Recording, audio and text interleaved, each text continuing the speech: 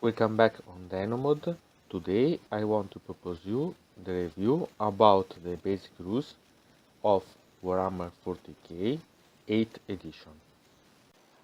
About movement, there are quite a bit of changes between this and the previous edition.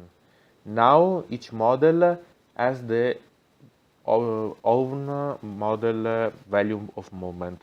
It means that models that has the same description can have different options of movement. It means that, for example, one model can have 6 inch to move and another one 4 inch.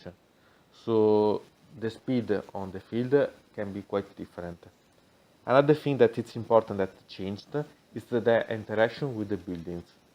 Now you can't move through, for example, a wall. You have to circle it or jump and climb back down. So you have to pay quite attention to the movement and how to move on the field. It's quite a big difference about this. The minimum movement, it refers more about the flyers and so on, and doesn't change between this and the previous rules.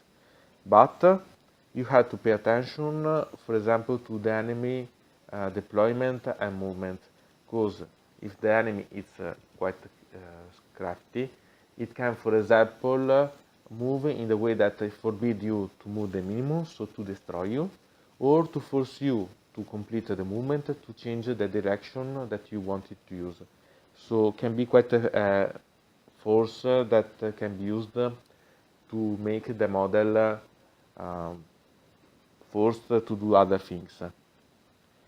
The interaction with the enemy models didn't change, so now, as before, you had to maintain a 1 inch of distance, except for the combat phase, from the enemy models. About the falling back, it quite changed, because before you had to do it only if you lost and so on, or particular moving. Now you can do anyway. It means that you can, for example, use to jump and fall back to capture the objectives or something similar, and at the same time it can save some units for combat that they didn't want to maintain. So it's quite to remember this way to move and interact. Moreover, there is one advantage that it's changed quite a lot, and it's the thing that the fly units can anyway shoot. Usually you could not do, but the fly units can do. So the units with the roof fly are quite useful, because they can fall back and then anyway fire, shooting. So it's quite a lot of difference. About advancing, what it changed? It changed that now it's not a different phase, but it's something that you had to do when you do the movement. You had to roll a die and sum this result to the movement of the model.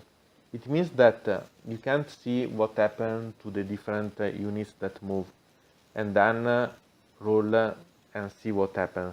You had to decide when you start to move a unit, if to advancing, and then to complete the movement, not knowing what will happen if we want to advance with other units.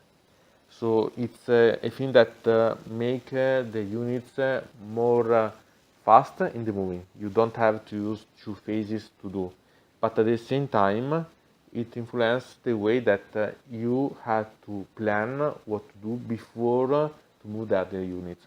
So it's quite interesting of interaction. From deynonmod, it's everything. I invite you to put a like on this video, to subscribe to the channel, to ring the bell, and to comment this video if you are interested in something about this video, or you want to suggest me some arguments for other videos. I hope to see you again to the next time.